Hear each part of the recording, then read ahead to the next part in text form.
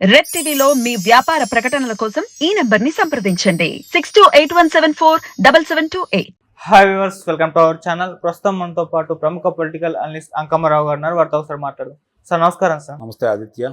Sir, వైసీపీకి సంబంధించి మొత్తం లిస్ట్ అంతా రిలీజ్ చేశారు. 175 లిస్ట్ అయితే రెడీ అవ్వడం చూసాము. మరి ఎలా ఉంది ఈ లిస్టు? మరి గెలిచే అవకాశం ఏమన్నా ఉందా? గట్టి కాంపిటీషన్ అయితే కనబడబోతుందా సార్ ఎలక్షన్స్ లో? నా వరకు నాకు తెలిసిన పరిధిలో పోటీ ఉంటుందని అయితే నేను భావించట్లేదు. అంటే రాజకీయ పార్టీలు ఎన్నికల్లో నిలబడాలి కాబట్టి నిలబడతాయి, అదృష్టాన్ని పరీక్షించుకుంటాయి.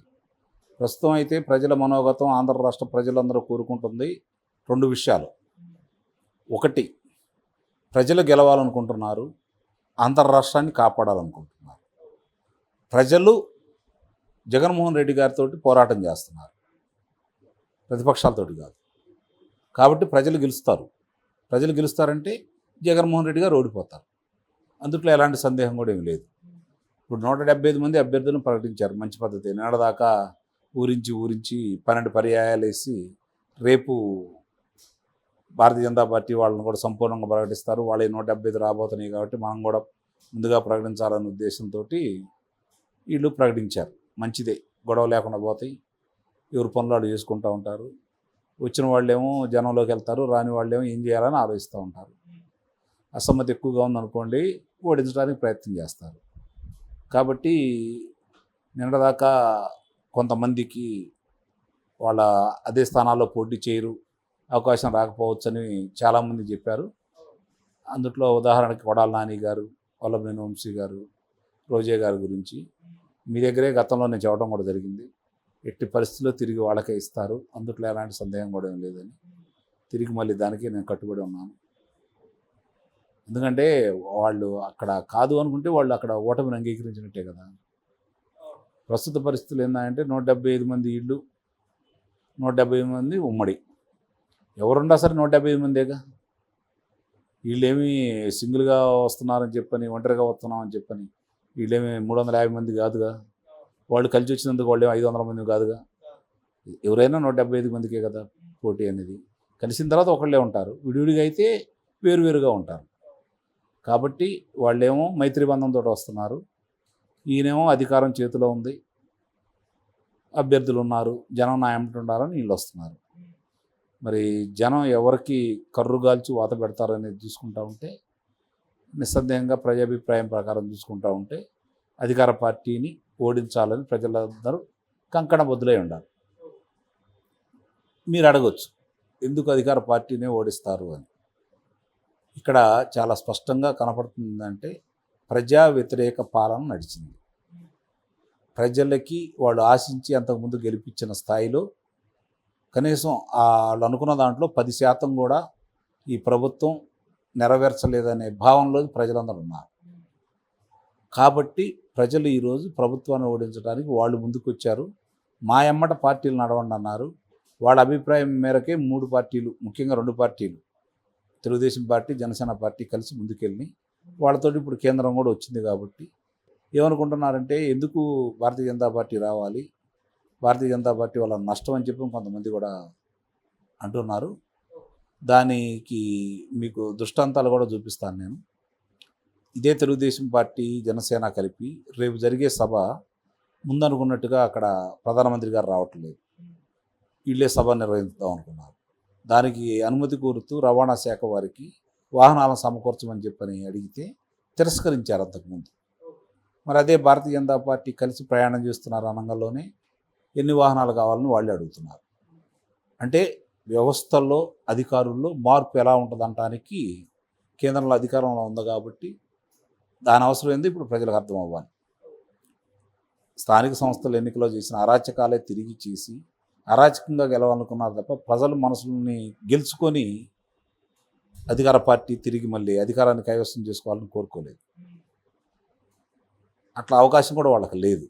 ఎందుకంటే వాళ్ళు మంచి పరిపాలన ఇవ్వలేదు, అది వాస్తవం. ఒక ఆంధ్ర రాష్ట్ర పౌరుడిగా నేను దాన్ని కూడా అంగీకరిస్తాను.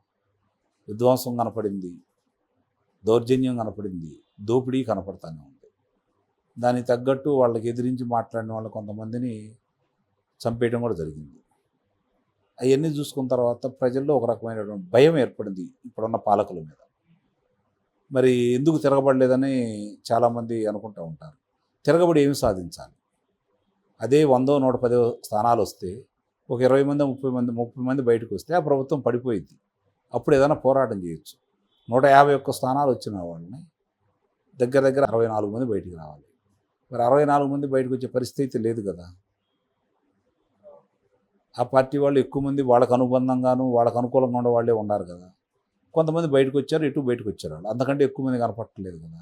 కాబట్టి మనం ఏం చేసినా కూడా ఉపయోగం ఏం లేదు. మనం దీంట్లోనే కొనసాగుదాం. రేపొద్దున ఆయనే గెలిపిస్తాను అంటున్నాడు కాబట్టి కొనసాగుదామని చెప్పి వాళ్ళు ఆయనతో ప్రయాణం చేస్తూనే ఉన్నారు. ఆ ప్రయాణం చేసేవాళ్ళు కొంతమందికి ఇప్పుడున్న పరిస్థితి మింగుడు బారిన పరిస్థితి. నాకైతే ఇప్పుడు ప్రకటించిన వాళ్ళందరూ కూడా రేపు ఎన్నికల బరిలో ఉంటారని అయితే నేను భావించట్లేదు. కొంతమంది ముందే పరాజయాన్ని ఒప్పుకొని పారిపోతారని అయితే నేను భావిస్తున్నాను. ఎందుకంటే గెలిచే అవకాశం లేదు కాబట్టి. లేదు వాళ్ళకున్న బలహీనతలు అడ్డం పెట్టుకొని బెదిరించి పోటీ చేపిస్తూ ఉండొచ్చు. ఈ రెండే జరుగుతాయి అక్కడ. అందువల్లే ఈరోజు ప్రకటించారు. పనిలే సంతోషం, వాళ్ళు కూడా ప్రకటించారు. వీళ్ళు కూడా ఇప్పుడు ప్రకటించున్నారు కాబట్టి మిగిలిన వాళ్ళు కొద్దిమంది తెలుగుదేశం పార్టీ తరపు నుంచి 16 మంది రావాలి, జనసేన తరపు నుంచి, అట్లాగే భారతీయ జనతా పార్టీ నుంచి 10 మంది. అది కూడా రేపు సాయంత్రానికల్లా అది కూడా అందరికీ అర్థమైపోయింది. వాళ్ళు కూడా ప్రకటిస్తారని అయితే నేను భావిస్తున్నాను.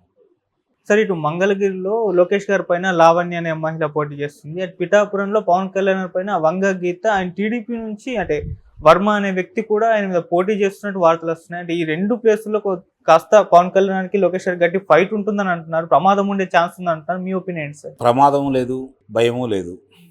పవన్ కళ్యాణ్ గారు కూడా అక్కడ 40-50 వేల ఆధిక్యతతో గెలవబోతున్నారు. ఇక్కడ కూడా అంతే.